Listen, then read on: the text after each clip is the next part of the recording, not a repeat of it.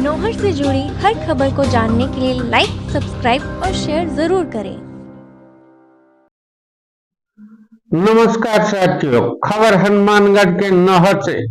हवा महल के दबंग व चर्चित विधायक बाल मुकुंद आचार्य एक दिवसीय प्रवास पर पहुंचे नौहर।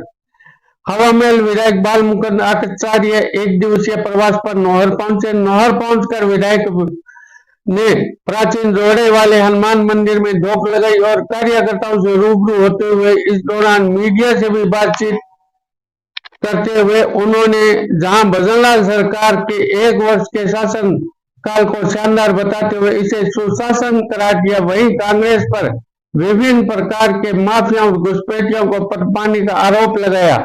उन्होंने कहा डबल इंजन की सरकार प्रदेश में शानदार कार्य कर रही है, जिससे आमजन में सरकार और भाजपा के प्रति विश्वास बढ़ता जा रहा है। बाल मुकुंद आचार्य ने इस दौरान विभिन्न मुद्दों पर खुलकर अपनी बात कही।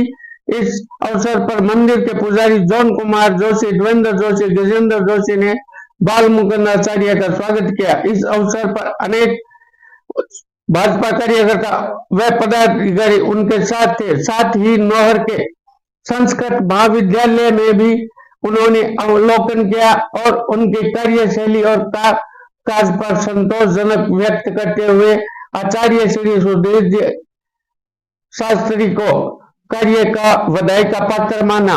जय हिंद, जय भारत। आपके चैनल को लाइक व सब्सक्राइब करें। आपका प्रदीप शर्मा।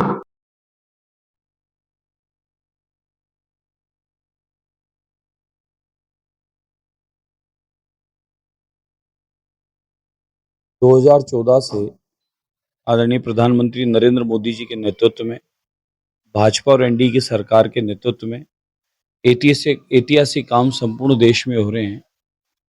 और आप देखें कि कश्मीर इतनी बड़ी भारी समस्या बताई जाती थी और समस्या थी भी। कश्मीर में आज 370 हटने के बाद में चुनाव भी हुआ है और ऐतिहासिक मतदान भी हुआ है।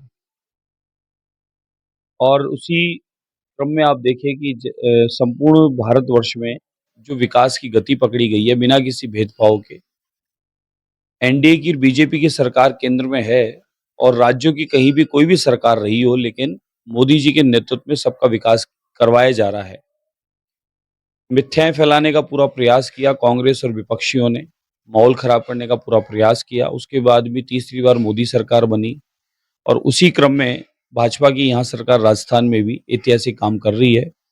आदरणीय मुख्यमंत्री महोदय इस समय संपूर्ण भारतवर्ष में एक एक्टिव मोड में मुख्यमंत्री के रूप में दिख रहे हैं।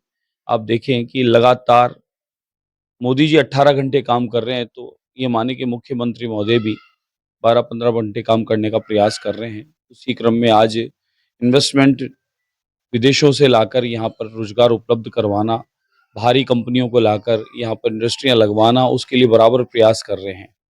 उसी क्रम में भी यात्रा पर है। और जो माफियाओं का राज था राजस्थान में, अनगिनत माफियाओं का राज था, राजस्थान अड्डा बन गया था।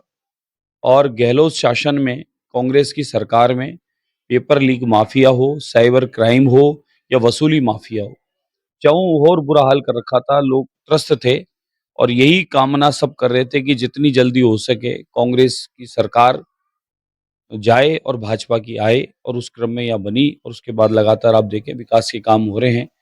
चारों जो जात बताई कि जात 4 ही है, जिसमें महिला है, युवा है, किसान है, गरीब है, और वही उन्हीं पर काम हो रहा है गरीब कल्याण की योजनाओं के द्वारा। भले आप हमारे मोदी जी के द्वारा आवास योजनाएं हों या हमारे मुख्यमंत्री के द्वारा अनगिनत योजनाओं का लाभ हो, और उन लाभों का सबको लाभ मिल रहा है। और उसी आधार पे पड़ोसी राज्य हरियाणा में भी सरकार भी बनी है, क्योंकि यहाँ पर भारत में है जी बिल्कुल है। मोदी जी का काम बोल रहा है डबल इंजन। आपने कहा तो डबल इंजन का तात्पर्य यही है कि दुगनी गति से, दुगनी पावर से काम होना। केंद्र में मोदी सरकार और राज्य में फिर भाजपा की सरकार, तो ये माने भाजपा की दोनों सरकार होने का सबसे बड़ा मुनाफा यही है कि उस क्षेत्र में विकास की गति कई गुना अधिक बढ़ जाती है। इसलिए डबल इंजन की सरकार सब लोग चाह रहे हैं और उसी गति से काम भी हो रहा है।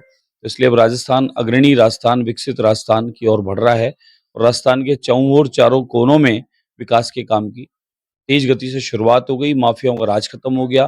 कांग्रेस की लूट की सरकार, वो अब लोगों को सबको समझ आ गई है कि किस प्रकार से कांग्रेस ने आजादी के बाद से अब तक कितना लूटा, और 2014 से मोदी जी के आने के बाद में घोटालों का काम बिल्कुल खत्म हो गया और विकास की गति तेज गति से बढ़ रही है।